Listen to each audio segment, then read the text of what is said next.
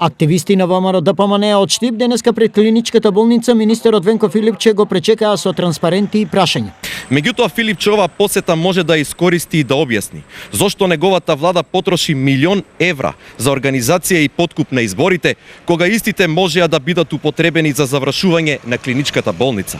И наместо да промовира нешто за кое се зборува од јуни оваа година, за овие неколку непродуктивни месеци можеше да направи обид на граѓаните од источниот регион да им го даде она за кое копнеат со години нова и модерна клиничка болница. Одговор на прашањата на ВМРО ДПМН веднаш даде министерот Филипче. Сега ние тука стоиме на место на кое што да не беше нивната блокада, веќе ќе имаше болница, која што веќе ќе беа сместени пациенти, веќе ќе се реконструираше сегашното инфективно оделение.